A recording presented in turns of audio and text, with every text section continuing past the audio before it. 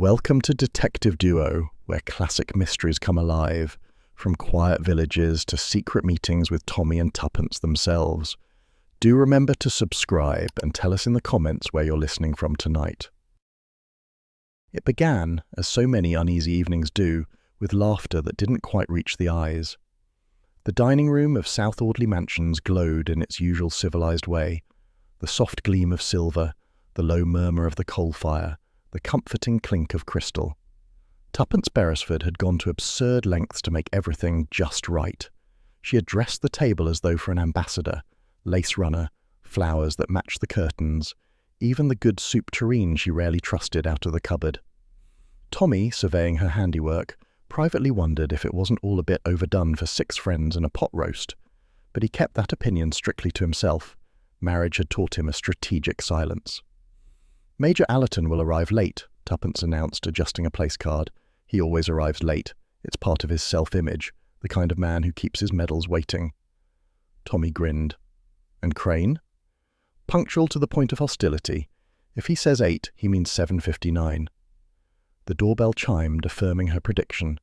Within moments, Leonard Crane swept in, tall, dark, and upholstered in self-importance. His evening suit looked as though it had been born on Savile Row, and his manner suggested he forgave the world for existing. He kissed Tuppence's hand with a charm that made Tommy's eyebrows twitch. "Tuppence, my dear, you improve on memory," Crane said smoothly. "And Beresford, steady as ever. I envy you your domestic calm." Tommy replied with good-humoured dryness. "We try not to let it interfere with the cooking." They were soon joined by Miss Daphne Muir, pale, bird-like, fluttering in her chiffon sleeves. She carried the faint scent of lavender and nervousness. Her voice trembled when she spoke, but her eyes darted with a sharp intelligence that contradicted her frailty. Behind her came Major Allerton himself, booming apologies for being detained at the club, followed by 2 other guests, the kindly Mrs. Frobisher, a widow with opinions, and her nephew George, a mild youth who looked perpetually startled by adulthood. Dinner began pleasantly enough. The conversation flowed along familiar channels, wartime memories polished smooth with repetition, gossip about old comrades, and the usual lament about how dull peace has become.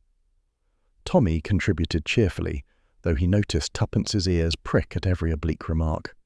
She was hunting, as always, for something beneath the surface. Halfway through the main course, it arrived the moment the evening shifted.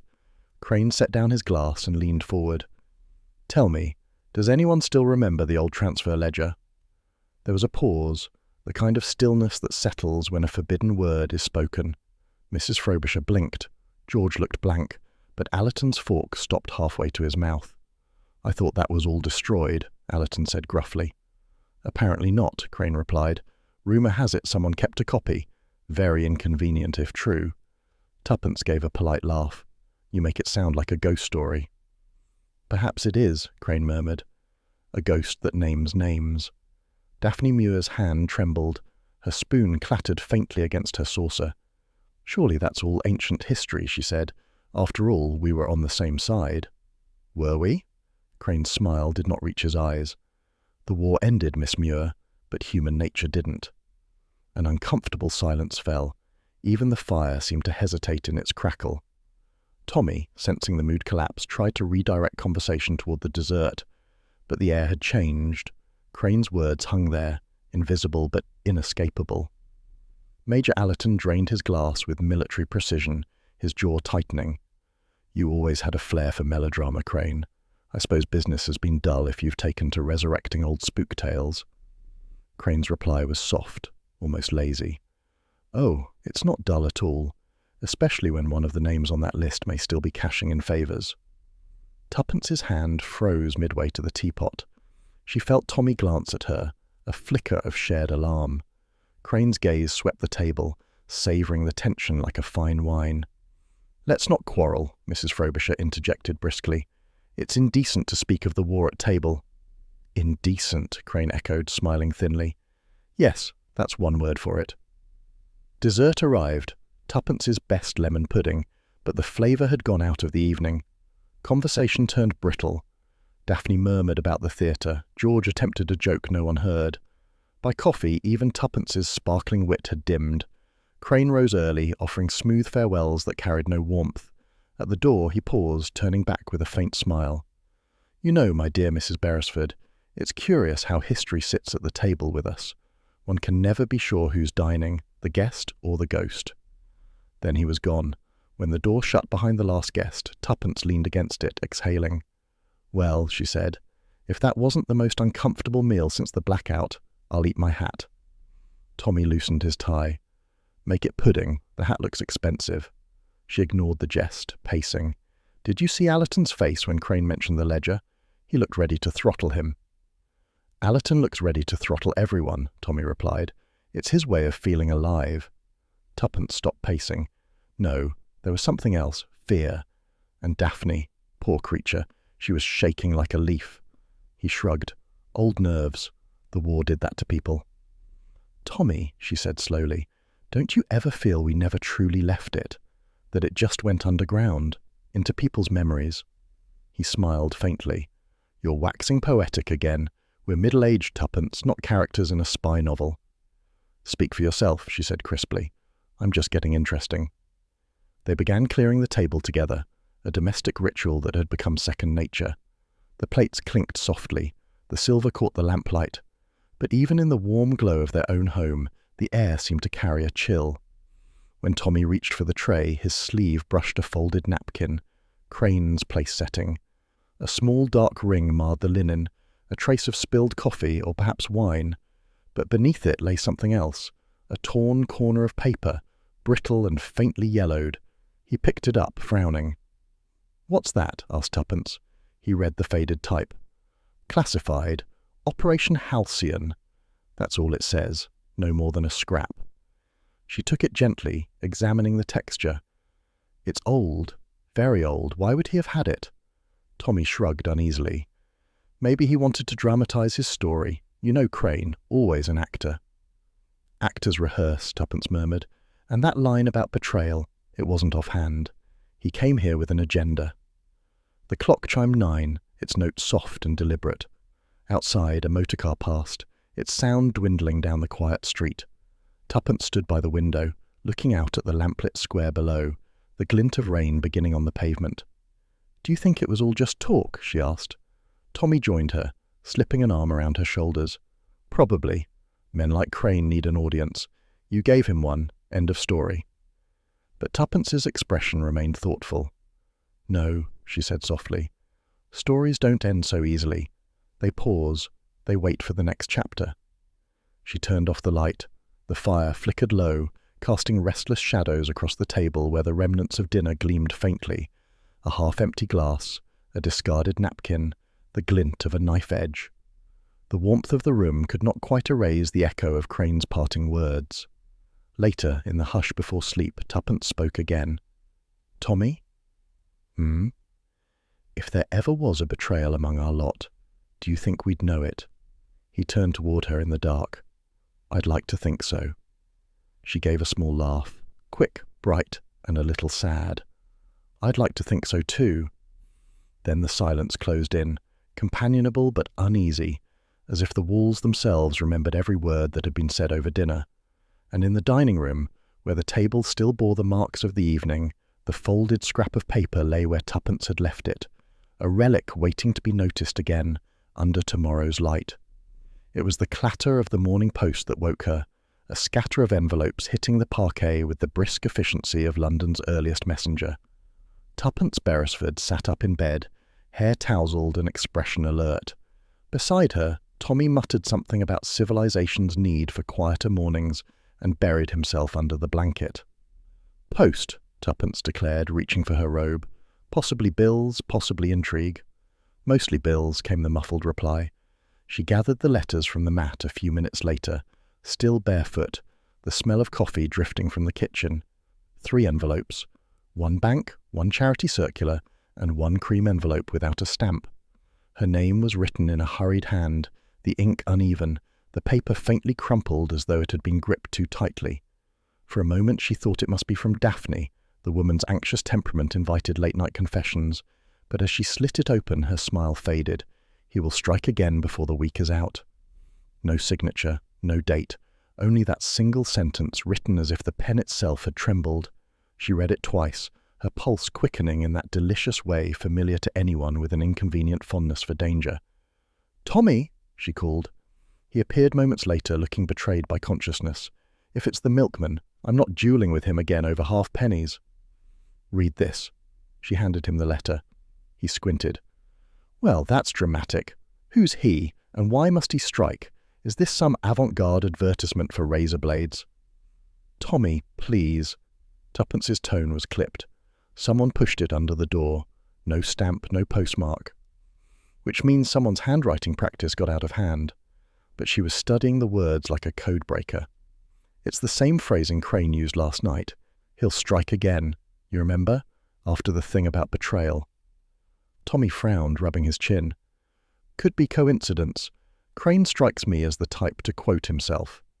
She ignored the joke. "The paper's expensive, thick, slightly scented. And look at the crease, folded hastily. This was written in a hurry." He smiled affectionately. "My dear Tuppence, only you could turn stationery into a suspect." "Laugh all you like," she said, moving to the window. "But that dinner wasn't just awkward. It was premeditated." Outside, the street was already alive. Newspaper boys calling headlines, a flower seller arranging tulips, the faint growl of buses in the square. Ordinary sounds that made the night before feel oddly distant. Tommy came up behind her, resting a hand on her shoulder. "You're letting Crane's theatrics get under your skin.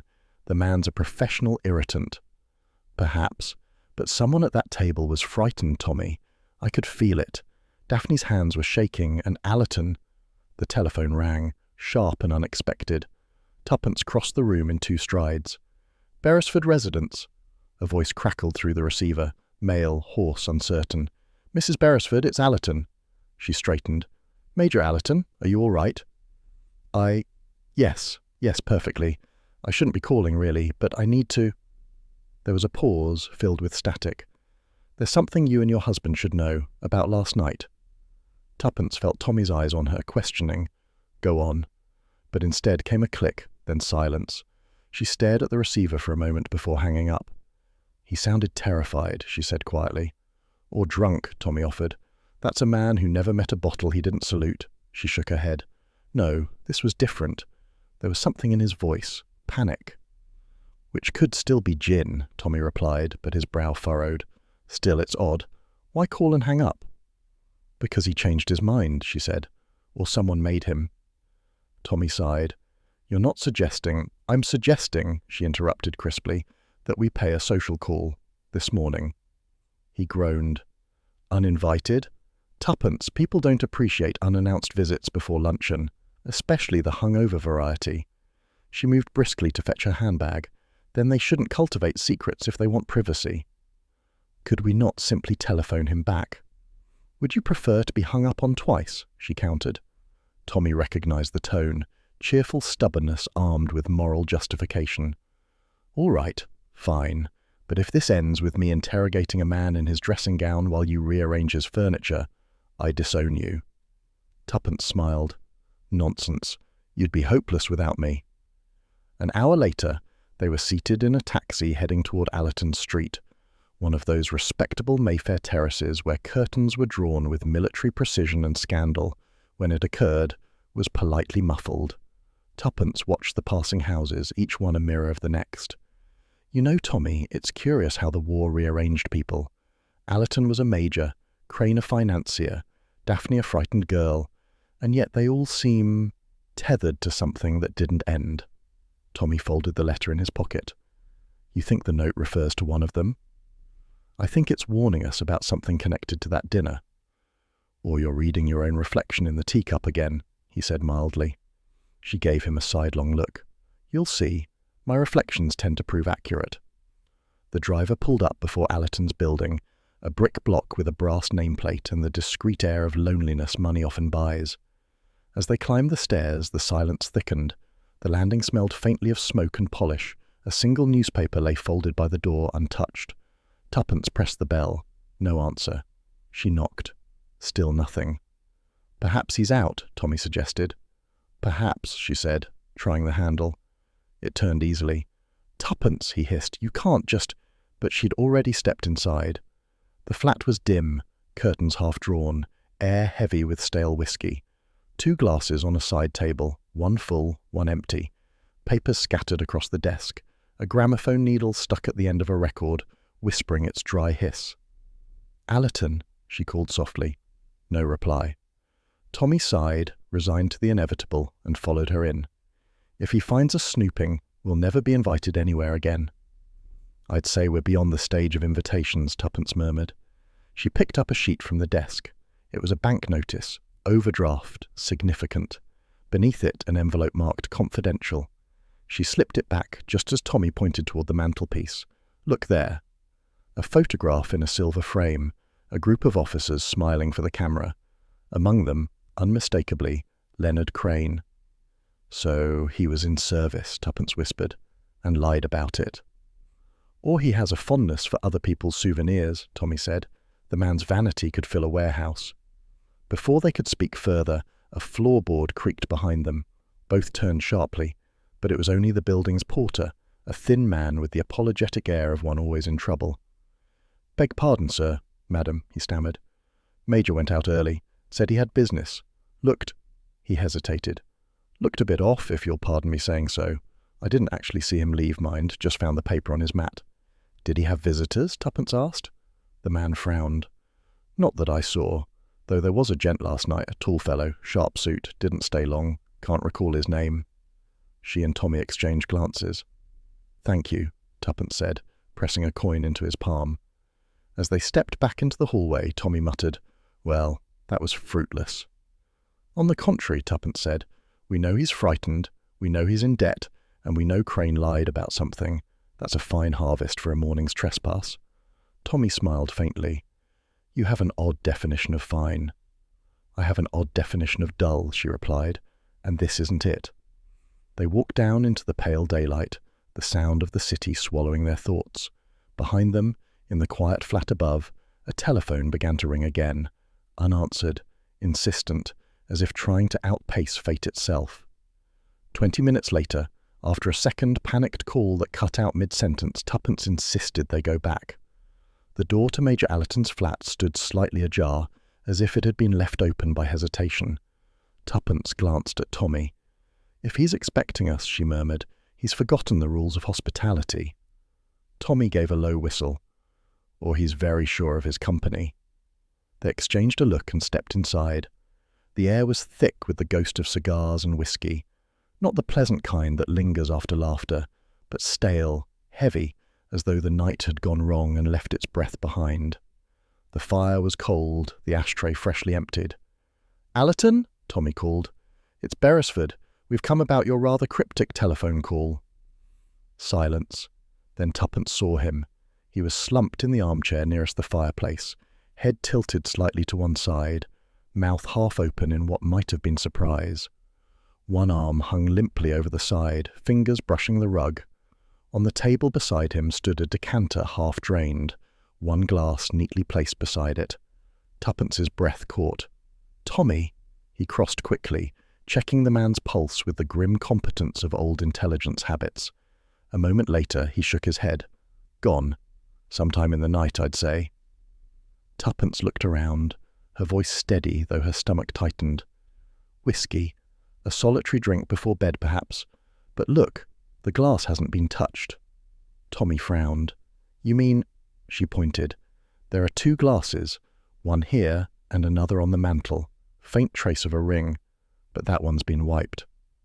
"Maybe the cleaner?" "The cleaner doesn't polish crystal at midnight." They both looked again at the body, the peaceful pose, the slight stain on the carpet beneath his right hand. Suicide, the surface suggested. But Tuppence had lived too long on the wrong side of surface impressions. Within the hour, the flat filled with officialdom. The police doctor, small, bristling, officious, declared it a simple case of self-administered poison. "Whiskey laced with cyanide," he said briskly, as if announcing the weather. Left a note in his head, if not his hand. The constable who fetched the inspector ushered them politely aside, and in came Inspector Marston of Scotland Yard. He was a tall man with an expression of courteous disapproval, as though he suspected everyone of wasting his valuable time. "Ah, Mr. and Mrs. Beresford," he said smoothly. "Our mutual friend, Major Allerton.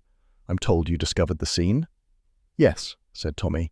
"We came because he telephoned my wife this morning. Sounded urgent." "Did he now?" Marston raised an eyebrow, his tone implying skepticism. "And what time was that?" 9:30, Tuppence answered. "Interesting. The doctor estimates time of death at least 12 hours earlier." Tommy frowned. "Then who called?" Marston offered a tight smile. "A mystery, perhaps, or an illusion. I'd recommend you leave it in professional hands." Tuppence folded her arms. "If you mean incompetent hands, I'd rather not." The inspector's smile thinned. "A pity. I've heard of your amateur exploits, Mrs. Beresford. Daring in their day, no doubt. But we prefer tidy conclusions now. The evidence indicates suicide." "Does it?" she asked lightly. "Because from where I stand, it indicates company." Marston's eyes flicked toward her. "Meaning?" She gestured toward the sideboard. 2 glasses, one wiped clean, a decanter half drained. A man like Allerton didn't drink alone unless he meant to wallow, and there's no sign of that here. He was expecting someone, and when that someone left, they made very sure they left nothing behind. Marston's politeness faltered for a second. "You've a sharp eye, Mrs. Beresford." "It compensates for my sharp tongue," she replied. "Now tell me, did you find his briefcase?" The inspector blinked. "Briefcase?" "Yes, brown leather, initials J.A., worn at the handle. He carried it everywhere, even to dinner last night." Marston hesitated. "No such item has been recovered." "Then he didn't plan to die," she said quietly. "No man leaves his secrets lying about if he intends to be found by the police." Tommy coughed discreetly. "Darling, you might let the man do his job." "Oh, I am," she said. "I'm doing it for him." Marston's tone cooled. "If you'll excuse me, I'll attend to the facts rather than speculation. You may wait outside." They waited, of course, but not idly.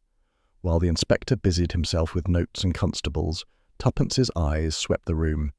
Allerton's desk was neat but for a small tray beneath the decanter, and there she noticed it, a torn scrap of paper, half hidden by the rim. She bent as if to adjust her glove and retrieved it swiftly. When she glanced down, her heart gave a tiny jolt. The edge bore an embossed name, Leonard Crane, Esquire. She slipped it into her handbag before Tommy could see. Some things, she knew, were best presented when properly timed. A few minutes later, the building's neighbour, a severe woman in tweed and principal, appeared in the doorway, voice trembling with eagerness. "I heard them, you know, quarrelling. Last night it was, near 10 o'clock. Terrible row it was. 2 men shouting." Marston turned. "You're certain?" "As certain as my own ears, Inspector. The Major and another gentleman." "What did they say?" "Couldn't make it out, but one of them slammed the door. Then quiet." "Thank you," said Marston, jotting notes. "You've been most helpful." When she'd gone, Tuppence tilted her head. 2 men arguing near 10, and yet the doctor says he died at 9. How punctual of him to die an hour early. Marston frowned. "Clocks can be wrong." "They can," she agreed, "but his mantel clock stopped at 9:30 exactly, and the mechanism's been rewound. Someone reset more than just the time." The inspector's jaw tightened. "You've quite the imagination, Mrs. Beresford." Tuppence smiled pleasantly. "Yes, it tends to be contagious." Outside in the corridor, she finally handed the torn scrap to Tommy. He read it and let out a low whistle. "Crane's stationery. So our elegant financier paid a midnight call." "Or someone wanted us to think so," she said. "Either way, it ties the evening together rather too neatly for chance." Tommy pocketed the scrap. "We'd best tread carefully. Marston already looks ready to arrest you for thinking too loudly." Tuppence gave a dry laugh. "Let him try. Thinking is still legal in this country, though perhaps not for wives." They started down the narrow stairs, the sound of their footsteps echoing in the stairwell. Outside, the street had resumed its London rhythm. Newsboys, omnibus wheels, the faint call of a barrel organ somewhere near the square. Yet to Tuppence it all seemed muted, unreal. She paused by the railings, looking up at the windows above. He called for help, Tommy. Whatever he'd uncovered, he realized too late that it was worth killing for. "And Crane?" She met his gaze. "Either he's the spider or the next fly." Tommy's tone softened. "You're taking this hard." She hesitated. "I suppose I am. He was blustering and vain, but he wasn't evil. I don't like tidy tragedies." He slipped an arm around her shoulders. "Then we'll untidy it a bit." Her answering smile was small but genuine. "We usually do." They turned toward the waiting taxi, the morning light catching the brass nameplate of the building behind them. The polished letters read, J. Allerton, Major Return, reflecting the world he had so carefully ordered, and the shadow that had now fallen across it. As the cab pulled away, Tuppence glanced back once more at the window of the dead man's flat. The curtains stirred faintly in the breeze, though no one was there to move them. Somewhere in that stillness, she thought she heard the faintest echo of a man's voice, raised in anger, then abruptly cut short. She shivered. "Someone," she murmured, "is winding clocks and people to suit their own hour." Tommy looked at her sidelong, and we're about to find out whose time it really is. The sound of the kettle whistling was oddly comforting that morning, the domestic kind of noise that insists life continues, no matter who has been found dead the night before. Tuppence Beresford stood by the kitchen window, watching a milk cart rattle past the square, while behind her the breakfast table gleamed with its usual precision, toast under a silver cover, eggs steaming, marmalade glinting like captured sunlight. Yet there was nothing ordinary about the mood in the flat. On the sideboard, folded neatly beside the teapot, lay the morning paper, Major's Suicide Shocks Club Circles. Tommy had read it 3 times, searching between the lines for the part they'd left out. "She'll come," Tuppence said suddenly. Tommy looked up. "Who?" "Daphne Muir. You'll see. The moment something dreadful happens, people like Daphne develop a craving for company and tea." He raised an eyebrow. "We're the comforting sort now?" "Don't be absurd, Tommy. We're the curious sort. She was trembling at dinner, and Allerton's death will have shaken her further. She'll want to talk," he folded the paper, "or to listen, see what we know." "Precisely," Tuppence said with satisfaction. "So do sit nicely and pretend you're harmless." He opened his mouth to reply, but the doorbell interrupted. One polite chime, then another, more urgent. Tuppence gave him a triumphant look. "Right on cue." Daphne Muir stood in the doorway, pale as the cream walls behind her. Her eyes darted, bird-like, before fixing on Tuppence. I'm so sorry to intrude," she began, voice trembling, "but I didn't know where else to go." "Come in, my dear," Tuppence said warmly. "You look frozen." "I haven't slept," Daphne confessed, stepping inside. "Not since the police came. It's all so horrid." She wore a soft blue dress, the kind meant to flatter rather than impress, but her gloves were buttoned wrong and her lipstick slightly smudged, details Tuppence noted as carefully as she might a clue. Tommy brought her to the table, pouring coffee while Tuppence arranged the tray with brisk sympathy. "You'll feel better after something warm. Coffee first, explanations later." Daphne gave a small, shaky smile. "You're very kind. I suppose I'm being silly." "Not at all," Tuppence replied. "Major Allerton's death has shocked everyone, especially after that dinner." "Yes." Daphne's spoon rattled against the cup. "He seemed so alive, so angry. I keep hearing his voice." "Angry with whom?" Tuppence asked gently. "I don't know," she said quickly, too quickly. He and Mr. Crane exchanged, well, sharp words, but nothing serious. Men quarrel. "About the war, perhaps?" Daphne hesitated. "Something like that." She drew a breath. "Tuppence, there's something you ought to know. Leonard Crane, he's been blackmailing me." Tommy looked up sharply, but Tuppence's expression didn't change. "Blackmailing you? Over what?" "Letters," Daphne whispered. "Foolish, sentimental things from years ago. I was young, impressionable. They weren't improper, you understand, but they could be misconstrued." "And Crane has them?" "Yes. He found them somehow, and he's used them to control me. I paid him to keep quiet." Her eyes filled with tears. "It wasn't treason, Tuppence, I swear. Just emotion. And he twisted it." Tuppence stirred her tea thoughtfully. "Did Allerton know?" Daphne blinked. "Major Allerton? Why would he?" "You said at dinner you'd seen him yesterday morning. Did he visit you?" The colour drained further from Daphne's cheeks. "Did I say that? I must have been confused. I meant I saw him recently, At the club, I think." "Ah," Tuppence smiled pleasantly, though her eyes remained sharp. Memory can be such a treacherous thing. For a moment, only the clink of cutlery disturbed the silence. Daphne dabbed her eyes, then reached for the marmalade as if grateful for an excuse to occupy her hands. "I shouldn't have come. You must think me foolish." "Not at all," said Tuppence. "Foolishness is often the beginning of truth. What did Crane demand?" "Money, mostly. And silence.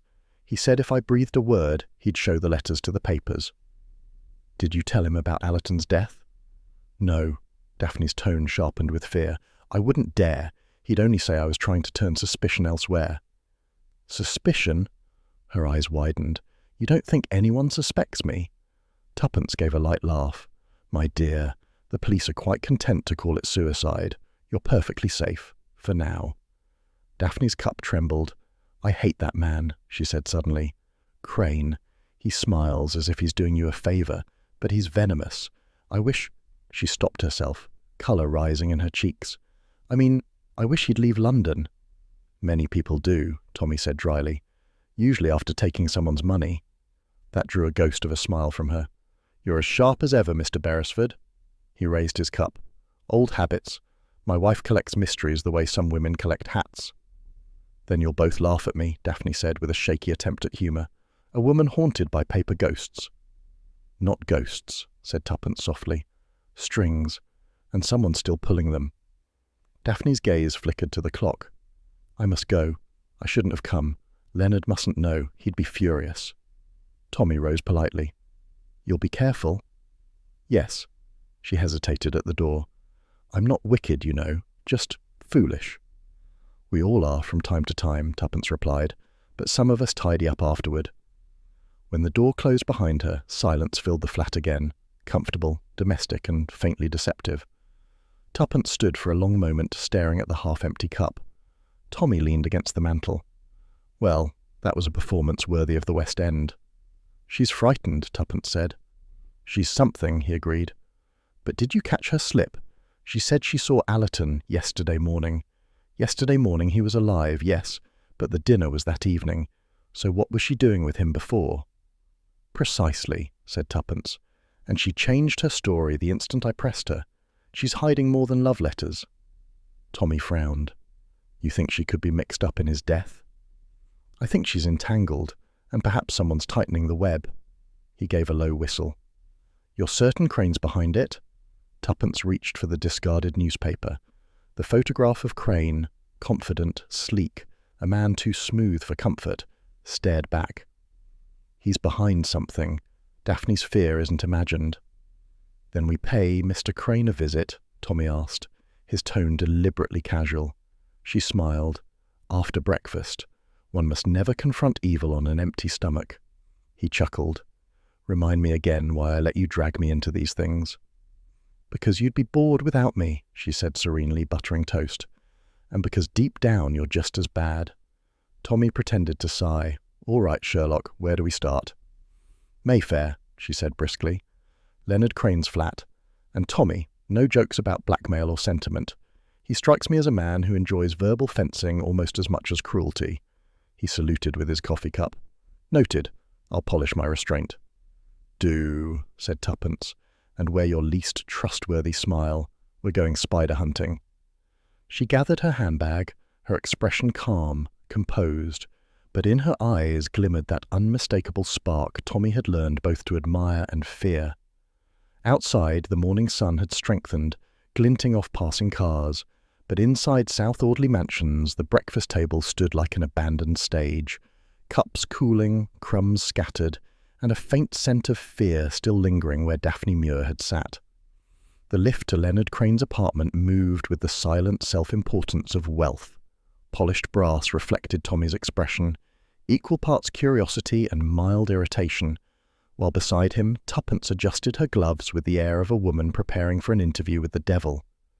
When the doors slid open, they were greeted by a butler who looked like he'd been carved from granite and trained to bow in silence. He led them across a hall gleaming with marble, past portraits of men with suspiciously familiar chins, until they entered the drawing room. It was a museum of control. Nothing out of place, nothing accidental. The sort of room that seemed to have hired itself an architect and a psychiatrist simultaneously. Pale grey walls, a single splash of crimson from a vase of roses, the faint scent of tobacco mixed with something more metallic, like ambition. Leonard Crane stood by the window, back to the light. "Mr. and Mrs. Beresford," he said smoothly, turning with a smile that could have been painted on. "How considerate of you to call. I confess, I didn't expect to receive callers so soon after such tragic news." Tuppence's voice was cordial. "We're all still rather unsettled by it." "Unsettled?" Crane gave a short, dry laugh. "You make it sound like a misplaced umbrella." He offered them seats, and as they sat, Tuppence noted that even his posture was rehearsed. Every movement had a rhythm, charm choreographed into precision. "I suppose you've come about Allerton," he said, lighting a cigarette. "Poor man. I warned him the bottle would kill him." Tommy spoke lightly. "The police seem inclined to agree, though perhaps not quite the way you mean." Crane's eyes flicked toward him. "Ah, yes. Suicide, they say. A neat ending for a messy life." He exhaled a plume of smoke. "He was unstable. That much is certain." Tuppence tilted her head. "You seem very sure for a man who was his friend." Crane's smile didn't falter. "Friendship is a generous term. We were acquaintances of circumstance. He blamed me for a few failures of his own making. He always did have a talent for self-pity." "Still," said Tuppence, "he called us yesterday morning. He sounded frightened." Crane's expression sharpened, then smoothed again. "Frightened? Of what?" "That," said Tuppence quietly, "is what we're trying to learn." For a moment, the only sound was the faint hum of traffic below. Then Crane laughed, the sound brittle but well-bred. "You're quite the inquisitor, Mrs. Beresford. I'd forgotten your reputation. What was it the papers called you? The parlour sleuth?" "I never read reviews," she replied. "They spoil the suspense." "Ah," he said, leaning forward slightly. "Then allow me to provide a plot twist. Allerton was mad, not in the poetical sense, paranoid. He'd begun raving about wartime betrayals, old ledgers, ghosts that don't exist. I told him to let sleeping dogs lie, but he insisted someone was out to destroy him." Tuppence watched him carefully. "And was someone?" He smiled. "Only himself." Tommy rose to inspect the paintings along the wall, buying his wife a moment to think. The portraits, he noted, had one thing in common. Each subject's eyes seemed to follow the viewer, amused, superior. Men like Crane, successful enough to despise empathy. Meanwhile, Tuppence's gaze wandered and caught on a small frame upon the mantelpiece. It held a medal, dark bronze, its ribbon carefully folded behind glass. The engraved words were faint but unmistakable. The Military Cross, and beneath it, on the small engraved plaque, the name, Major J. Allerton. Tuppence felt a chill despite herself. "How curious," she said lightly. "I hadn't realized you served, Mr. Crane." Crane turned, following her eyes. "Ah, that, a souvenir. The Major insisted I keep it once as a token of reconciliation." "I thought he treasured it." Crane shrugged. "He had others. Sentimental redundancy, you might call it." "But his name's still engraved on it," she observed. "History leaves marks," Crane said smoothly. "I find them decorative." The answer was too quick, too complete. Tuppence smiled faintly but said nothing more. Crane rose suddenly. "I do hope the police don't bother me again. One can only explain oneself so many times before it begins to feel like confession." "You've nothing to confess?" Tommy asked. "Only bad taste in dinner companions." Tuppence rose too, adjusting her gloves. "You'll forgive us for intruding." He stepped closer, that charm of his tightening like silk around her throat. "There's nothing to forgive. In fact," his gaze lingered on her with a faint, assessing amusement, "you're the only intelligent woman among that absurd little gathering. The rest of them couldn't have kept a secret if it were nailed shut." The words and the cool admiration behind them made Tuppence's stomach knot. She smiled with careful politeness. "Flattery, Mr. Crane, is a delicate art. You risk overexposure." He laughed softly. "Then I'll keep it in reserve." Outside, the lift doors closed with a metallic sigh. As they descended, Tommy exhaled. "I don't like him." "I didn't ask you to," Tuppence replied, staring ahead. "He's too polished. It's like talking to a mirror." She nodded slowly. A mirror that decides what it wants you to see. They stepped into the bright noise of the street. Cars slid by. The doorman gave them a neutral nod. The ordinary world seemed oddly out of tune with what they'd just left. As they began to walk, Tommy said quietly, "You saw it too, didn't you?" "The medal?" He nodded. "Allerton's. You think Crane took it after the Major's death?" "I think he took it before," Tuppence said, "or that he never returned it. Either way, it's not decoration, it's possession." Tommy frowned. "But why keep it on display? That's asking for suspicion." "Only if you care about suspicion. Men like Crane believe guilt is something that only applies to other people." They turned the corner towards South Audley Street, the city's hum settling into its usual rhythm of commerce and secrets. Tuppence paused by a shop window displaying jewelled cigarette cases. He was performing, you know, every line rehearsed, the charm, the pity, even that insult disguised as flattery. Tommy grinned. "You did enjoy it, though. I saw that little spark in your eye." "I was deciding," she said, "whether to slap him or applaud." "I'd have voted slap," he replied cheerfully, "but then I'm old-fashioned." They walked on a few paces in companionable silence before Tommy spoke again. "You think he's capable of murder?" "Capable?" She smiled faintly. "Oh, certainly. But I'm not sure he's foolish enough. Murder requires haste at some point, and Crane moves at a perfectly controlled tempo." "Then we're looking for the person who made him stumble." "Exactly." They reached the corner where the pavement widened and a gust of wind tugged at Tuppence's hat. She caught it absently, her gaze suddenly sharpening.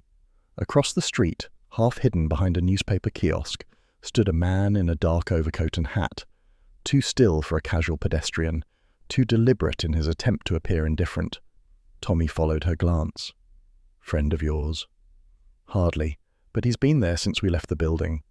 The man turned slightly, as though sensing her attention, then stepped back into the shadow of a doorway. Tommy's voice was low.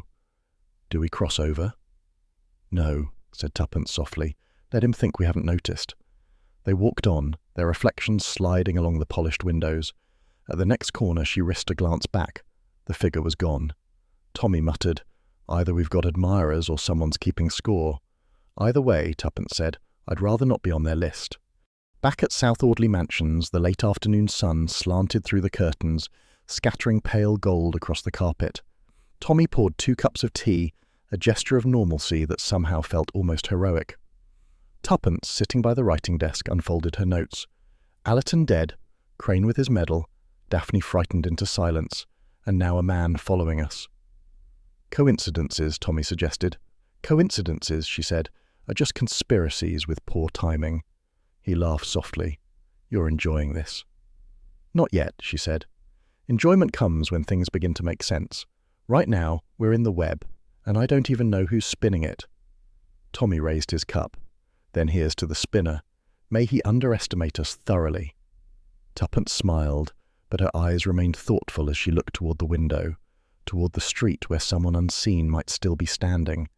The light shifted, the city moving on, and in that moment of stillness she thought she heard, faintly, the echo of Leonard Crane's smooth voice from earlier that day.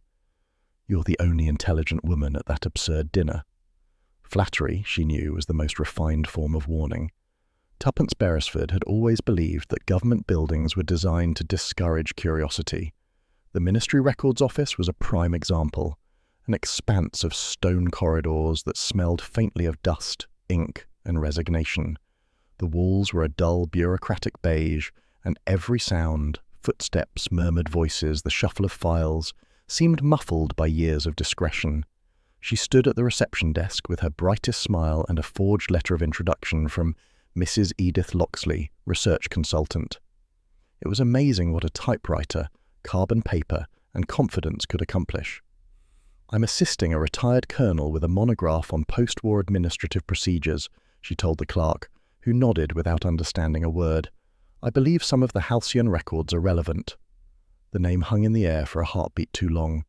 The clerk's pen stopped mid-scratch. "You'll want the lower stacks, ma'am. Mr. Perry handles those." "Splendid."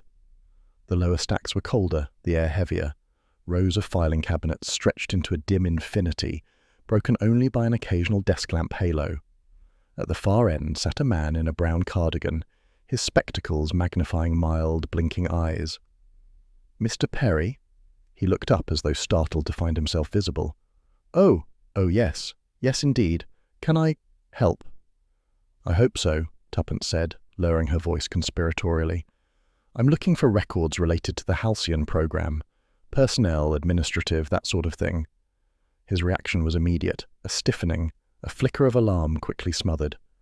"Those are, rather old files, Mrs. Loxley, not for public access." "I'm not quite the public," she said cheerfully. "Think of me as Domestic Intelligence, Retired Edition." He blinked. "You're not from—" "No, dear man, nothing so glamorous. Merely a woman trying to tidy up history before it untidies the present." That earned a faint, nervous smile. "Halcyon," he murmured, adjusting his glasses. "A curious business. Everyone involved thought it was finished years ago." "Everyone," Tuppence repeated softly. "But perhaps not Allerton." He froze. "Major Allerton?" "Yes. You knew him?" Perry hesitated, glancing toward the rows of cabinets as though afraid they might be listening. "He came here last week, asked to see restricted files, said it was urgent." "What files exactly?" I can't say. He had authorization from the Home Office, but it looked improvised. He spoke about names, about something being unfinished, and then he said—" Tuppence leaned forward. "Said what?" "He said, 'It isn't over yet.'" The word sent a cold shiver through her. "Did he seem frightened?" "Not frightened. Determined. The sort of look one sees in men about to do something irreversible." She let the silence settle, then said gently, "You must have an index for Halcyon. Just a peek, perhaps." His fingers tightened around his pen. "No, Mrs. Loxley. Those files aren't meant to be seen. And for your own sake, I'd forget you ever heard the name." Tuppence smiled faintly. "I'm afraid forgetting isn't one of my talents." Meanwhile, across town, Tommy Beresford had chosen an occupation more suited to his temperament: surveillance. He sat in the shadowed warmth of a corner booth at the Chesterfield Club, pretending to read the Times while keeping one eye on Leonard Crane. The financier had entered precisely at 12:30, immaculate as ever, greeting the maitre d' with the quiet authority of a man who never waited for a table. He ordered whiskey, declined lunch, and took a seat by the window. 10 minutes later, a woman arrived. She wore a veiled hat and gloves of dove-grey kid, the sort of discreet elegance meant to disguise rather than display. Crane rose to greet her, and Tommy felt a small jolt of recognition even before the veil lifted slightly. Daphne Muir. "Good heavens," Tommy muttered under his breath. He watched them through the mirror behind the bar, a convenient trick picked up in espionage days. Their conversation was low but tense. Crane leaned in, speaking rapidly. Daphne's fingers twisted her napkin. At one point she reached for her handbag, but Crane stopped her with a gesture both smooth and threatening.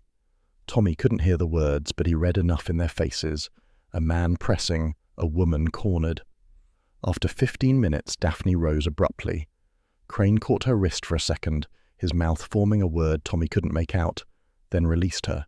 She fled. Crane signaled the waiter for another drink, entirely untroubled. Tommy sat back. "Blackmail confirmed," he murmured. "And now I suppose Tuppence will want proof." He waited another 5 minutes, long enough to see Crane leave through the side door, then slipped out himself, keeping a comfortable distance. The financier's stride was purposeful. He hailed a cab and vanished into the traffic. Tommy made a mental note of the registration number before turning toward Piccadilly. There was a cafe he knew with decent sandwiches and an even better telephone box. By late afternoon, the Beresfords reconvened at South Audley Mansions, Tommy with ink on his fingers from the telephone directory, Tuppence with a smudge of dust on her cheek from leaning too close to restricted cabinets. Tommy poured 2 cups of tea. "You first," he said. "You look like you've been consorting with skeletons." "In a way," she said. "Major Allerton was digging into Operation Halcyon before he died. Files, names, permissions that no longer exist. And according to a nervous little man named Perry, he said something very strange." Tommy raised an eyebrow. "Which was?" "It isn't over yet." He set his cup down slowly. "Charming.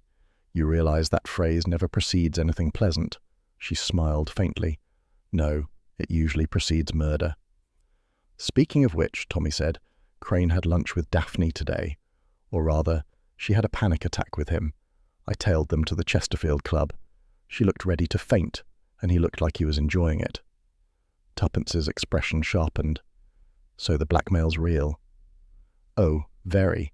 She tried to give him something, perhaps money, perhaps those letters, but he stopped her. Whatever hold he has on her, it's tightening. And Allerton was trying to stop him, Tuppence murmured. That much seems certain, but Halcyon, why would he bring that up now? Tommy shrugged. You tell me. You were the clever one in the war. She ignored the jab, staring at the teapot as though it might provide an answer. Operation Halcyon was meant to dismantle a network. Spies, informants, double agents. It was sealed years ago. If Allerton reopened it, he must have found something still active. Someone, perhaps? Perhaps, she said softly. And if Crane was involved, Tommy leaned back. Then we're dealing with more than sentimental blackmail. Silence stretched between them. The clock ticked. Outside, a car horn blared faintly in the square. Tuppence rose, pacing. Crane's confidence. It isn't arrogance alone. It's protection. He knows something, or someone, that shields him. And now Allerton's dead, Daphne's terrified, and there's a phrase echoing through it all like a curse. It isn't over yet. Tommy watched her. You think Halcyon never ended? I think it went underground, she said, and we've just stepped on it. She crossed to the window. Dusk was falling, a soft London twilight filled with the hum of life continuing, heedless of conspiracy. She saw movement on the opposite pavement, a man lighting a cigarette under a lamppost. Something about the stance caught her eye, too still, too deliberate. Tommy, she said quietly, that man's been there since I came in. He joined her, peering through the curtain. Same hat as the fellow who watched us outside Crane's building. So we've acquired an audience, she murmured. How flattering. Tommy's tone was dry. I've never liked being the entertainment. Then let's make the next act confusing, Tuppence said briskly, drawing the curtains. Tomorrow we pay another visit to the archives, but this time I'm not Mrs. Loxley. Tommy grinned. And I suppose I'm not your dutiful husband. You never were, she said. He raised his cup. To Halcyon, then, whatever it is. To unfinished business, Tuppence corrected softly. The tea had gone cold, but neither noticed. Outside, the man under the lamppost dropped his cigarette, ground it out carefully, and walked away into the growing dark. The faintest trace of smoke drifted upward, the kind of smoke that comes not from fire but from secrets rekindled. It began with a search for distraction, or so Tuppence told herself.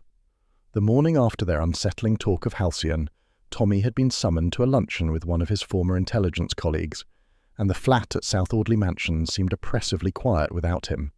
Silence, in Tuppence's experience, was a breeding ground for speculation. To tame her thoughts, she decided to rummage through the old storage trunk at the end of the corridor, the one filled with remnants of their wartime adventures, half-faded ration books, coded telegrams, and the occasional memento of espionage masquerading as domesticity. Tidying, she said aloud, purely for self-justification. Nothing more dangerous than tidying.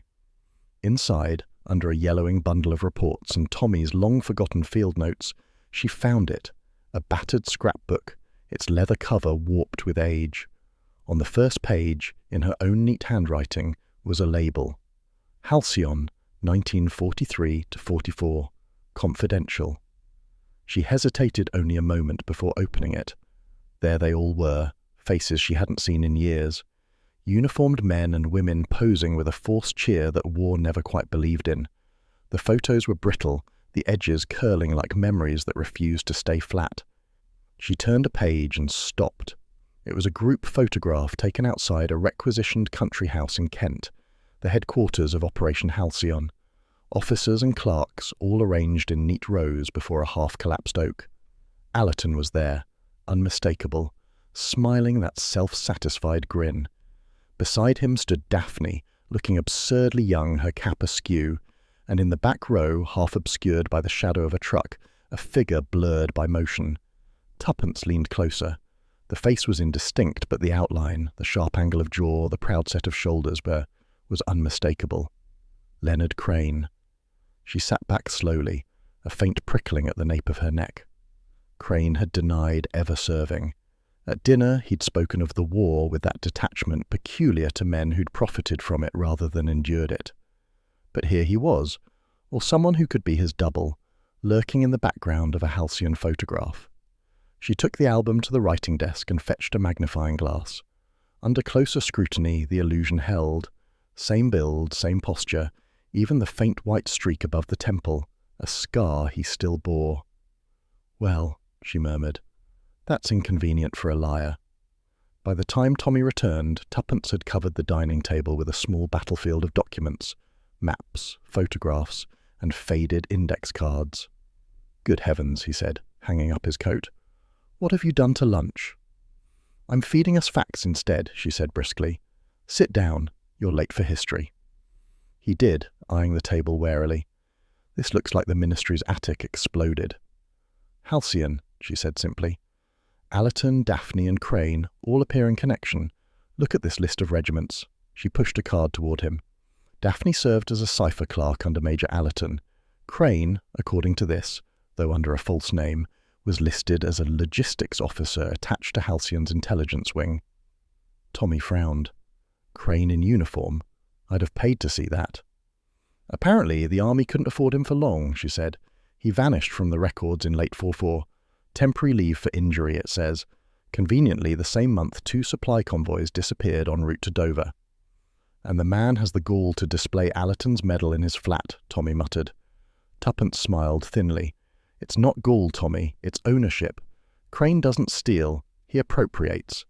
She turned the scrapbook toward him. "And look here, the blurred figure. Tell me that isn't our charming financier." Tommy studied it for a long moment.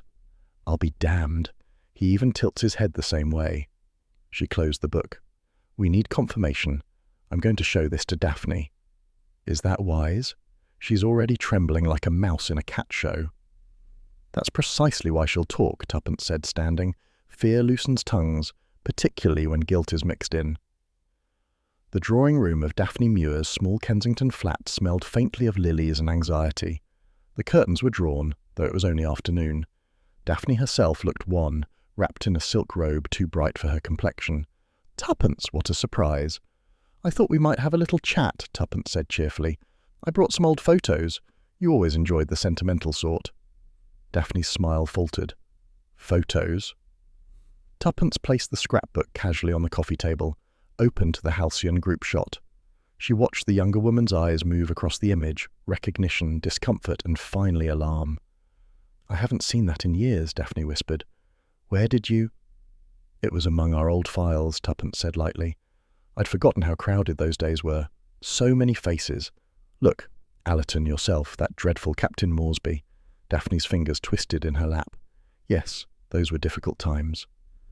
"And yet," Tuppence said softly, "I find one face particularly interesting." She tapped the blurred figure. "He looks rather like our mutual acquaintance, Mr. Crane." Daphne froze. "That's not him." "No? It's a trick, a smudge, nothing more." Her voice had risen. She caught herself, smoothing her robe with shaking hands. "You mustn't imagine things, Tuppence. Leonard Crane wasn't in the army. He told me so himself." "Indeed he did," Tuppence said, "and one should always trust a blackmailer's word." Daphne shot to her feet. "He isn't. You don't understand." "Then explain it to me." But Daphne's composure was crumbling. She paced to the window, drawing the curtain aside for a moment before letting it fall again. "You shouldn't have come. You're meddling in something that doesn't concern you." "On the contrary," Tuppence said calmly, closing the scrapbook. "When people I've dined with start dying, it concerns me a great deal." Daphne turned, her face pale as porcelain. "Please, leave it alone." "I can't." For a heartbeat they stood in silence, the air between them taut. Then Daphne said, almost in a whisper, "There are things from those days that never ended. You think it's about money. It isn't. It's about survival." Before Tuppence could question her further, Daphne's expression shuttered.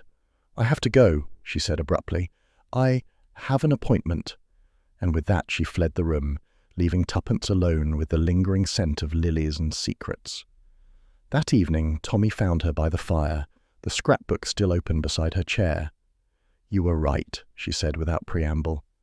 Daphne knows more than she'll admit.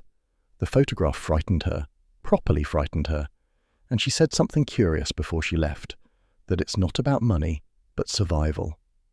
Tommy frowned. Whose survival? Perhaps everyone's.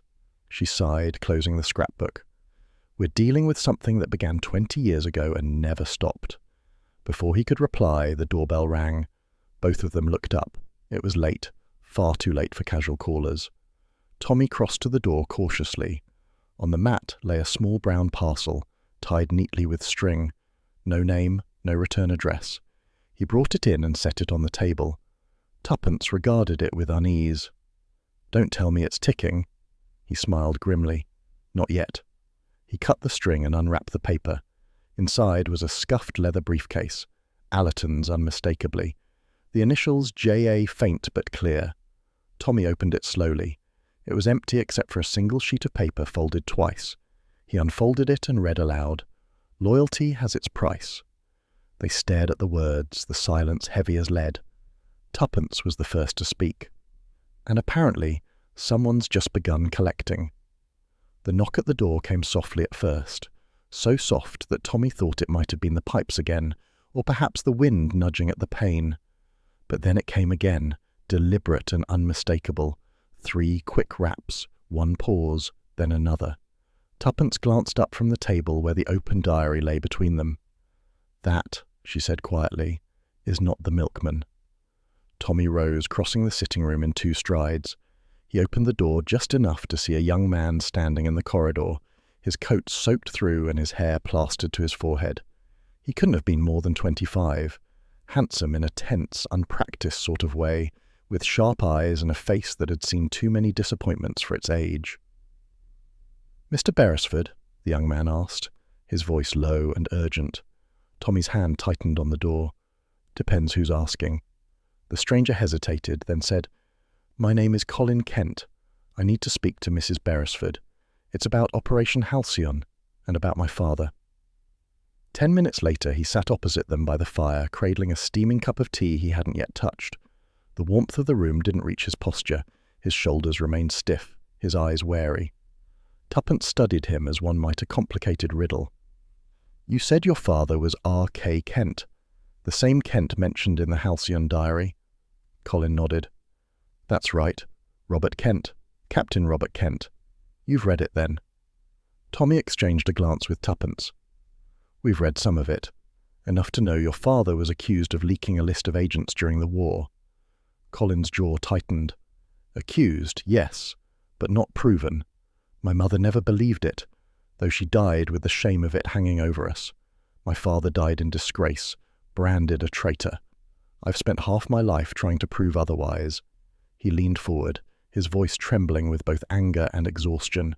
"Someone told me you had the diary, that it was found in Allerton's briefcase. That's why I came." Tuppence's expression softened. "Who told you that?" "A man named Venn," Colin said. "He worked at the old records office, said he was a friend of my father's. He claimed you were investigating the same thing, and that if I came to you, I might finally learn the truth." "Venn," Tuppence repeated slowly. "The same Venn who handled the Halcyon files for the ministry?" Colin nodded. "He said he wanted to see the diary for himself." Tommy frowned. "He's a dangerous man to trust, Mr. Kent. We met him once before. He's the sort of clerk who files consciences away in triplicate." Tuppence slid the small black diary across the table toward Colin. "Then you'd better see what your father actually wrote." He hesitated, as though afraid of what waited within, and then opened it. The pages crackled faintly as he turned them, eyes moving quickly over the cramped handwriting. As he read, his expression shifted. Confusion, grief, and then something like relief. "These are his notes," he whispered. "I recognize the way he abbreviated names. But this entry—" He stopped, finger tracing the final page. "It's unfinished." He read aloud. "It was not I who traded the list to—" The line ended abruptly, the pen having torn through the paper in a final violent stroke. "Whoever he meant to name," Tuppence murmured, "never made it to ink." Colin's voice was barely audible. He was telling the truth then. He didn't betray them. Someone else did.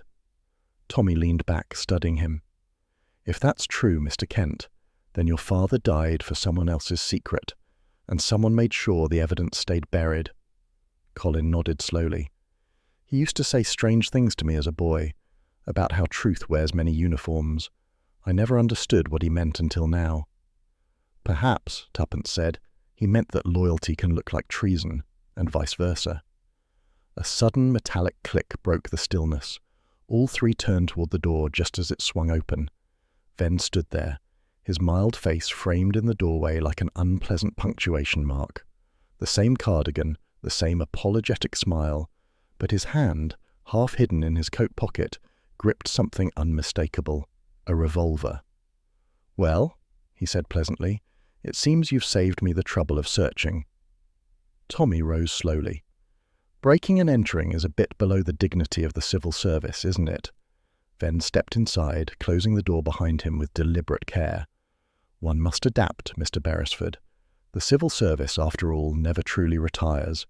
It simply changes employers." Tuppence's voice was steady. "And who is your employer now?" He smiled faintly. "Let's say I'm engaged in archival maintenance, a very particular sort of cleaning job. You might even call it reconstruction." Colin stood abruptly. "You lied to me. You said you wanted to clear my father's name." Ven's expression softened with mock sympathy. "Oh, I do, Mr. Kent, by ensuring there's no name left to stain. History is so much tidier when inconvenient heroes and questionable villains vanish together." Tommy moved slightly, edging toward the desk. "You'll forgive us if we don't share your enthusiasm for censorship." Ven gestured with the revolver. "I'll forgive anything once you hand over that diary." "No," said Tuppence simply. For a heartbeat, silence held, a tableau of defiance. Then Ven sighed, his politeness snapping. "You always were the troublesome type, Mrs. Beresford. I read your file years ago. Interfering, intuitive, and impossible to intimidate. Let's see if the vault will succeed where polite conversation fails." They were marched down the corridor at gunpoint to the basement storage room, the one that had once served as the building's air raid shelter. Ven flicked on a single overhead light. Its weak glow revealed steel shelves lined with dust-covered boxes. The air smelled of paper and iron and forgotten secrets. "Inside," he ordered.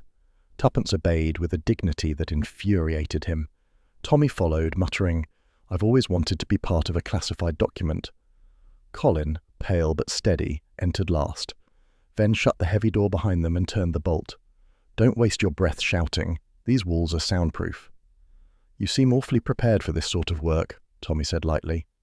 Ven smiled. "Preparation is my profession. I was an intelligence cleaner, tasked with destroying files, burning records, erasing operations from memory. Operation Halcyon was one of mine." Tuppence's eyes narrowed. "Then you destroyed the original list." "I did," Ven said. "Or thought I did. Until Allerton decided to make a copy, and your late Major's conscience proved inconvenient. He was planning to expose everything. The fools always do." "And you killed him," Colin said fiercely. Ven shook his head. "Not personally. I'm far too old-fashioned for direct methods. But let's say I arranged the circumstances. Crane was useful for that sort of thing. Vain men always are." Tuppence felt a surge of disgust. "You're still working for Crane." Ven hesitated, just enough to confirm it. "He pays well, and he understands that memory, like money, must be managed." "Managed?" Tommy echoed.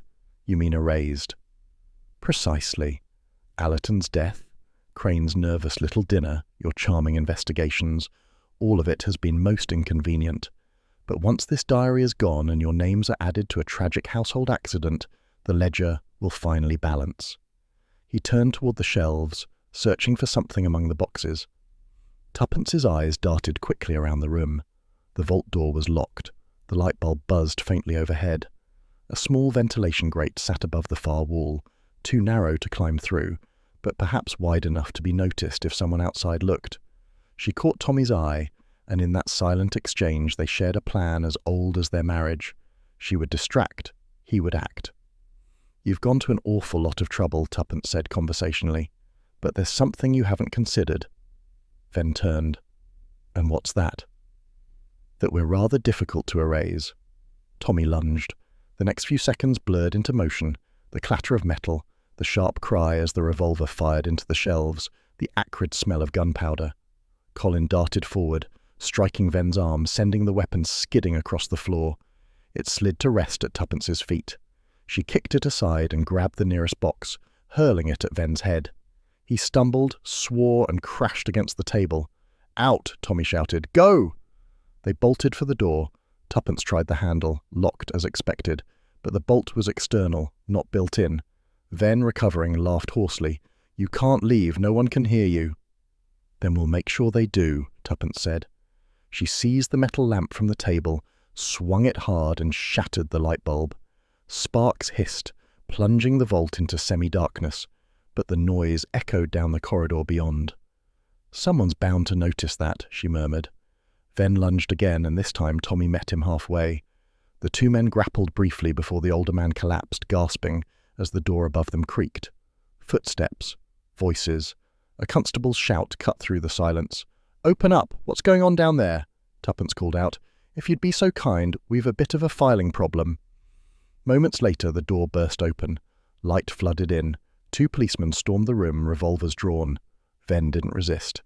He stood perfectly still, adjusting his cardigan as though tidying for company. "You're too late," he said quietly. "You can't change what's already been written." Tuppence's voice was calm. "Then perhaps we'll just rewrite it." Later, as statements were taken and Ven led away, Colin sat by the open window of the sitting room, pale but composed. "I thought I wanted the truth," he said, "but it feels heavier than I imagined." Tuppence placed a hand on his shoulder. "Truth always does, but it also balances the scales." He looked at her gratefully. "You've cleared my father's name." "Not yet," she said softly, "but we've begun." Tommy poured drinks for all three of them. "And to think," he said, raising his glass, "this started with a dinner invitation." Tuppence smiled, weary but resolute. "In this business, Tommy, it always does." They clinked glasses, not in triumph, but in quiet defiance. Outside, London breathed on, indifferent and eternal, while the last smoke of forgotten wars drifted into the night. Tommy Beresford had been many things in his time: soldier, spy, husband, occasional decorator of dubious taste. But as he stood in the lamplight of South Audley Mansions with a police folder spread across the table, he felt the old precision of war creeping back into his bloodstream. He poured himself a brandy, sipped, and said to no one in particular, "If you want the truth, you've got to start where the lies thought they were safe." From the armchair, Tuppence looked up over her knitting. "Darling, you sound like one of those grim documentaries you claim to despise." He smiled faintly. "And yet I'm right. The entire affair began with a dinner, and dinners, as you're always reminding me, have an etiquette. So let's return to it."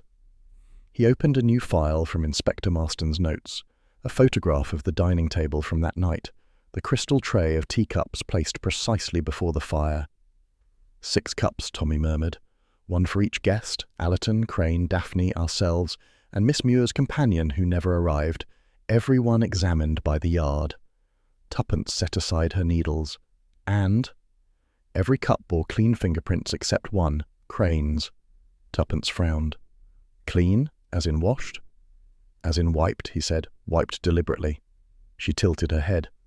"So the man who blackmailed half of London had the sense to erase his prints before dying. How considerate." Tommy leaned forward. "No, that's the point.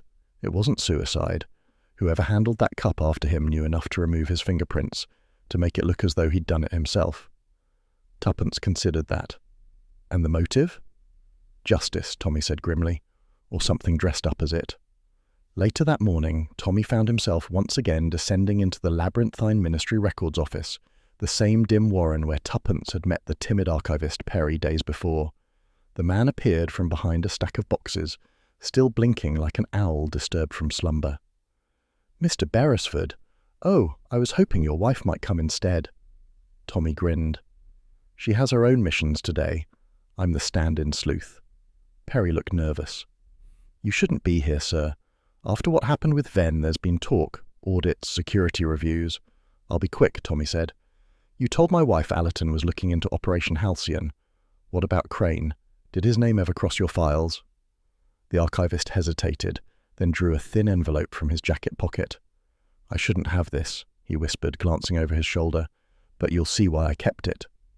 Inside were 3 documents, post-war identification forms, all bearing the same authorizing signature, Leonard Crane's. Each one created a new identity for an individual listed as discharged intelligence personnel, complete with false addresses and reference stamps. "Forged," Tommy said quietly. Perry nodded. Crane had access to the clearance system in 46. He used it to give former Halcyon agents new names, for a price, and later to remind them that freedom isn't free. "Extortion," Tommy murmured. "A long game, played across 20 years. He looked up sharply. "Perry, these agents, do you have their original names?" "I did," the man said mournfully, "until Ven burned the lot last week. Said it was redundant material." "Convenient timing," Tommy muttered. "Allerton tries to expose Crane's racket, ends up dead. Crane dies next. Someone's cleaning house again." Perry's gaze darted toward the corridor. "If I were you, sir, I'd stop asking. Files may burn, but memories have a way of igniting too." When Tommy returned home that afternoon, the sitting room was filled with the comforting smell of toast and the less comforting tension of his wife waiting to ambush him. "Well?" she demanded. He handed her the envelope. Crane wasn't just blackmailing Daphne. He was forging new lives for ex-agents, then threatening to expose them if they didn't pay up. Allerton must have found out. Tuppence skimmed the documents, her brows knitting. "And that makes Allerton the righteous one. But it doesn't tell us who poisoned the tea." "Maybe not," Tommy said. "But it narrows the list." She looked up sharply. "You found something." He nodded. "The fingerprints. Crane's cup was wiped clean. Everyone else's was normal. And I asked Perry to check the crime scene photo again. One of the teaspoons was changed just before serving. The handle design didn't match the rest." Tuppence's eyes widened. "But we were all there, Hearn. No one left the table." "One person moved," Tommy said. "You did notice it, actually. You told me Daphne kept fidgeting, rearranging the tray." Tuppence sat back slowly, realization dawning. Good heavens, Daphne! They called on her that evening. Daphne Muir's flat was half dark, the curtains drawn tight, the air heavy with stale perfume.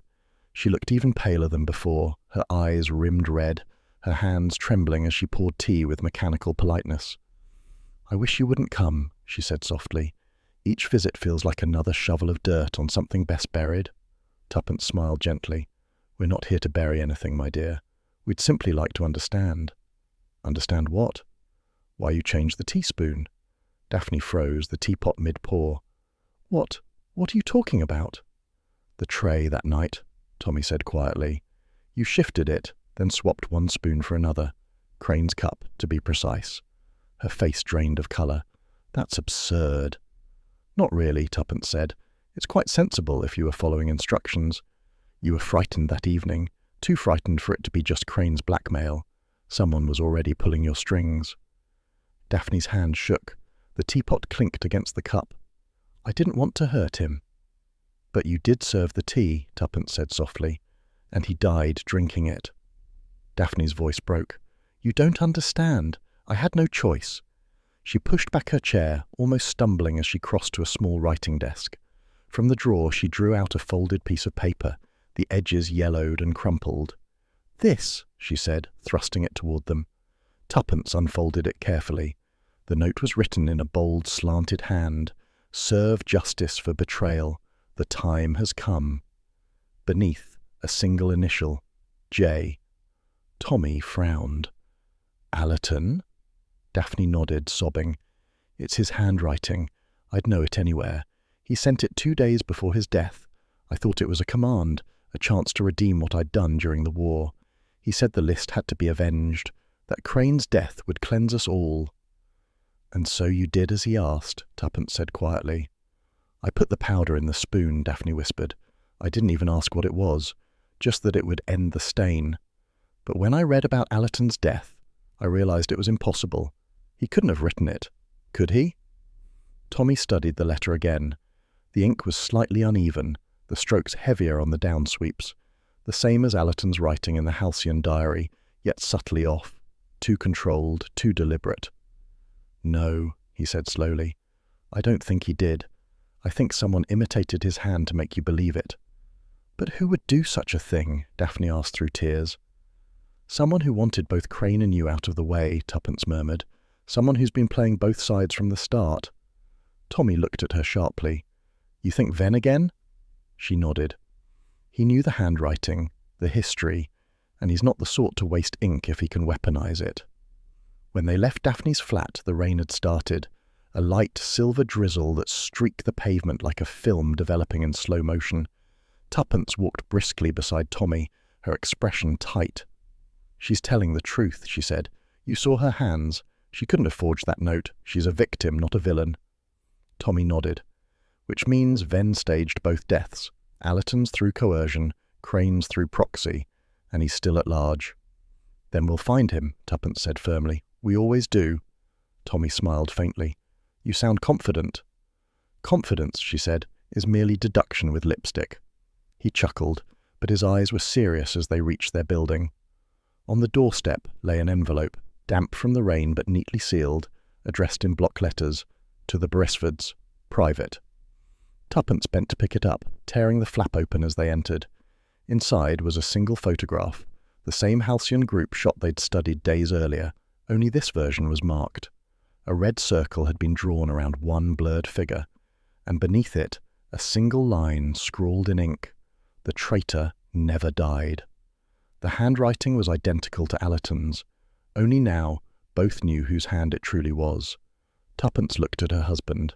He's baiting us. Tommy folded the photograph, his voice low. Then let's be the ones who bite. That evening, at a deliberate reenactment arranged with Inspector Marston, the evening began exactly as the first had, with polished silver, faintly nervous laughter, and the glint of secrets hiding behind civility.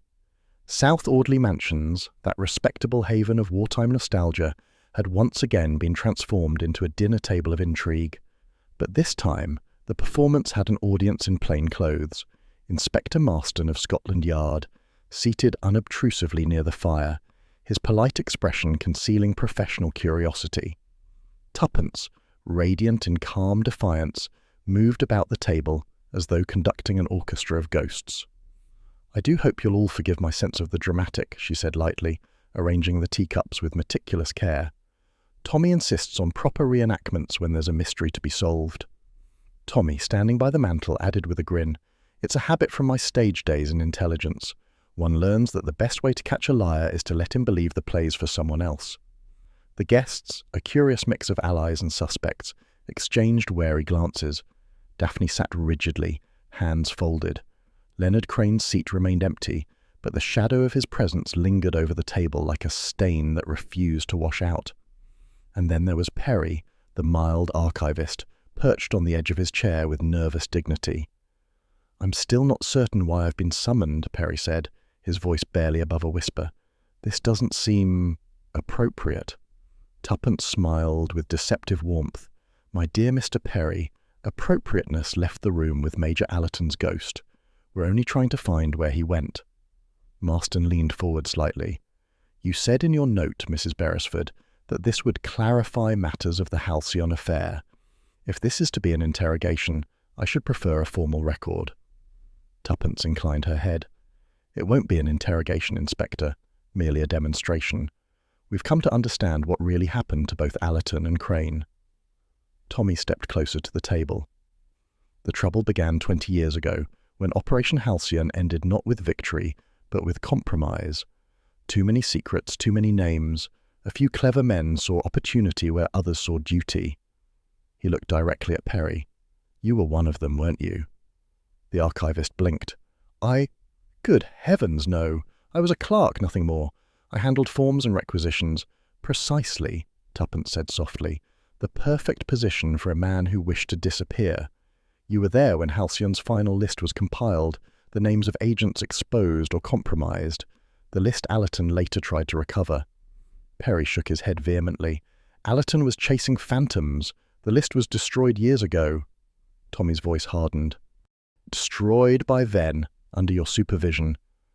A flicker of panic crossed the man's face. Tuppence moved gracefully to her seat. Let's begin at the beginning, shall we?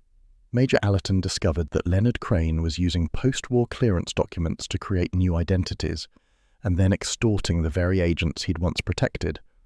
Allerton, guilt-ridden for his part in the cover-up, planned to expose him, but he knew he'd never get the chance openly. Tommy picked up the thread. So he staged his own suicide.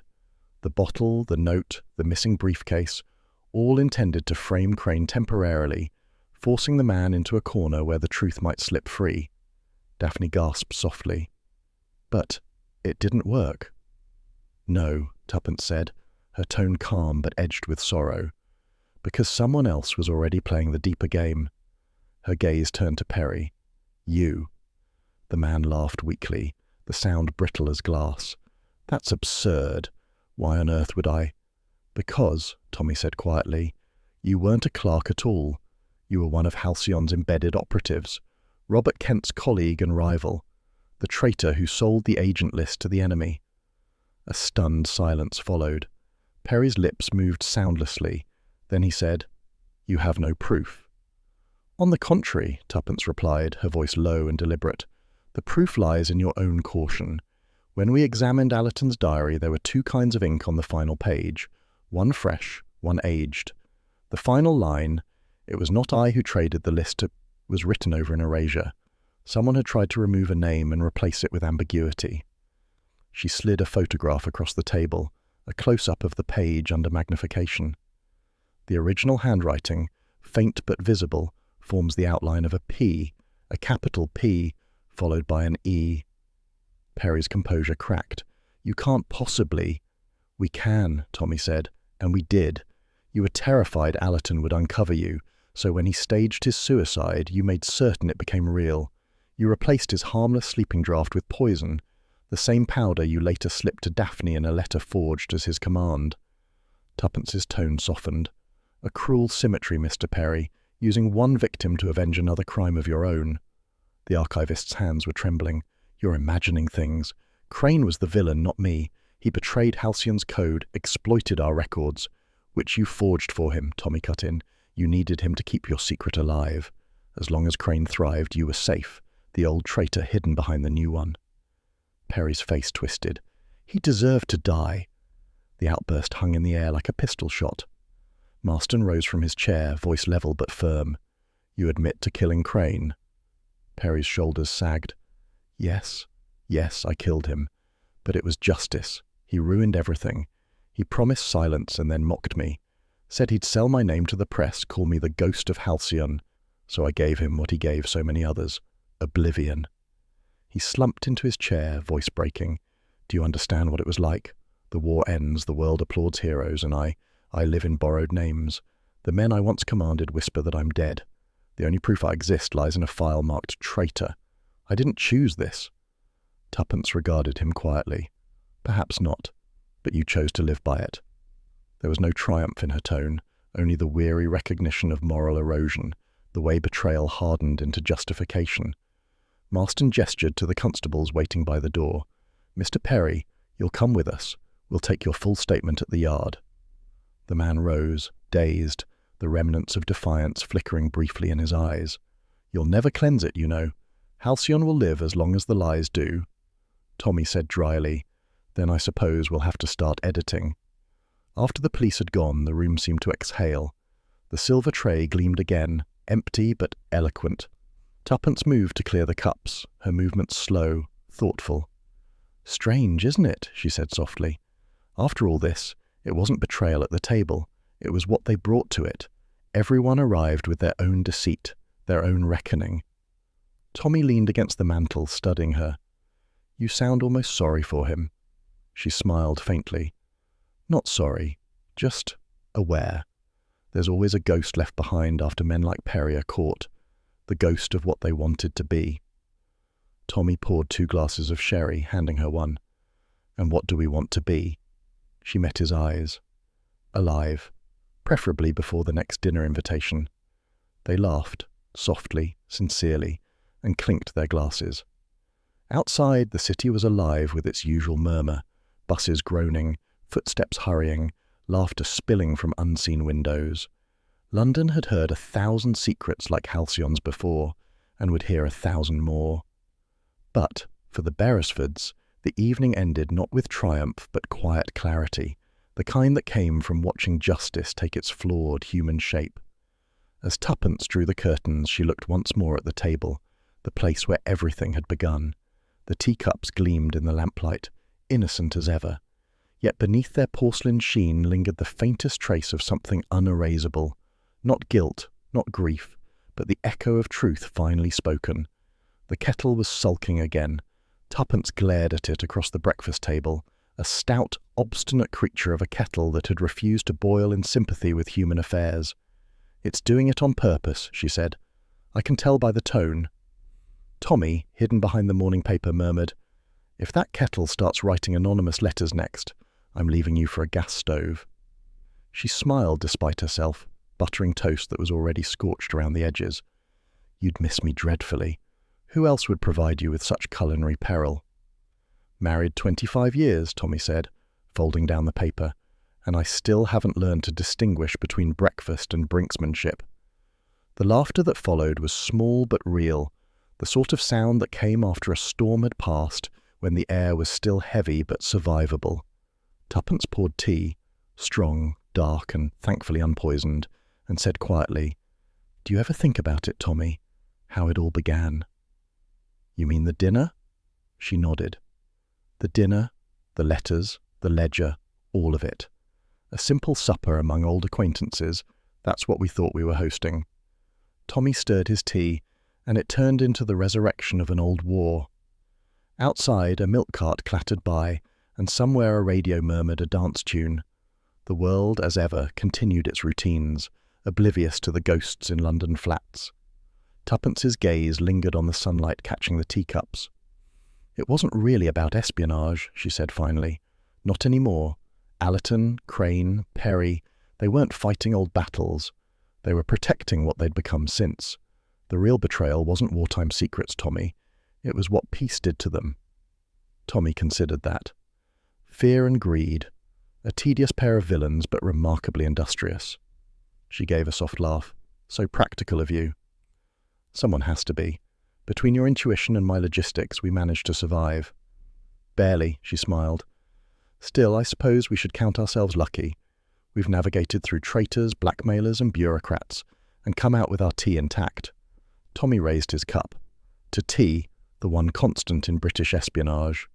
He reached for the toast, examined it critically, and sighed. "I suppose this is your subtle way of reminding me to install that new toaster." "It's a moral reminder," she said sweetly. "Overconfidence leads to burning, whether in bread or in men." Tommy shook his head. "You're incorrigible. You could turn breakfast into a sermon." "I prefer parables," she said. "More dramatic. The parable of the treacherous teaspoon." He froze mid-bite, grinning. "That's our memoir title." "Our what?" "Our memoirs, don't you see? The Case of the Treacherous Teaspoon, by Thomas and Prudence Beresford, a thrilling exposé of middle-aged sleuthing." Tuppence arched an eyebrow. "We'd never get past the censor." "Oh, nonsense, we'll change all the names. You can be the mysterious Mrs. X. And you," she interrupted, "can be the idiot who left fingerprints on the toast rack." Tommy looked down. Indeed, his crime was there in butter and evidence. Blast. Foiled again. The levity settled into something gentler as the minutes passed. Tommy set aside his plate and looked at her, really looked at her, across the table. "You were magnificent last night, you know," he said softly. "All calm deduction and quiet triumph. Marston didn't know whether to applaud or arrest you." Tuppence smiled, her eyes thoughtful. "It wasn't triumph, Tommy. Not really. Just the end of a story." "Which is what a triumph looks like after you've had enough of them," he said quietly. They sat in companionable silence for a moment, listening to the soft hiss of the kettle finally conceding to boil. Tuppence rose to pour another cup, the ritual grounding her. "Do you think Perry will ever truly understand what he did?" Tommy leaned back. "Men like Perry never understand. That's why they do what they do. They justify, rearrange, reinterpret. In their minds, they're always the victim of some larger injustice." "Perhaps," she said, setting the cup down. "But I think he believed himself righteous, as if betrayal were simply another form of loyalty. That's what frightens me most." Don't let it, Tommy said gently. The righteous make good newspaper copy, but dreadful company. You and I are better off in the grey areas. Tuppence laughed softly. I'll embroider that on a cushion. In grey, we trust. The doorbell rang, a crisp, officious sound. Tommy went to answer it and returned a moment later holding a small envelope. From Inspector Marston, he said, a note of thanks, and a request that we refrain from further unofficial investigations for at least 6 months. Tuppence unfolded the note, reading aloud with amusement. He adds, particularly where tea is involved. Tommy grinned. Well, that's us retired again, until the next corpse. Until lunch, more likely, she said. They shared a laugh, the laughter of those who had seen too much and still found humour stubbornly surviving. The morning slipped into the quiet rhythm of ordinary life. Tommy fetched the newspaper again. Tuppence tidied the table, humming faintly. But beneath the domestic ease lingered that subtle melancholy she hadn't quite shaken, the recognition that peace brought its own peculiar dangers. She paused by the window, watching the street below, shop girls hurrying, a postman whistling, a child tugging a red balloon. So much living, so much forgetting. When she turned back, Tommy was looking at her with mock suspicion. You're brooding again. I can always tell by the way you rearrange the sugar bowl. I was thinking, she said softly, how easily friendship sours. One shared secret becomes leverage, one kindness a debt. I wonder how many of us from those old days could sit together now without flinching. He smiled faintly. Well, you and I manage. For now. He feigned alarm. Should I be worried? Only if you start keeping ledgers. Tommy chuckled, reaching for his cup. In that case, I'm innocent forever. The clock struck 9. Tuppence gathered the plates, carrying them toward the sink. You know, she said over her shoulder, there's something deliciously ironic about it all. We invited them for nostalgia and ended up hosting a confession. Tommy folded the paper neatly. A dinner that began as remembrance and ended as reckoning. Precisely. She set down the plates and turned, her expression wry but warm. Next time we host dinner, I'm serving sandwiches. He raised an eyebrow. Practical. Safer, she corrected, reaching for his cup with a smile. Much safer for everyone. The kettle whistled again, insistent, redeemed, alive, as their laughter drifted across the breakfast table, filling the quiet flat with something brighter than peace, the fragile, stubborn sound of 2 people still finding joy amid the ashes of memory.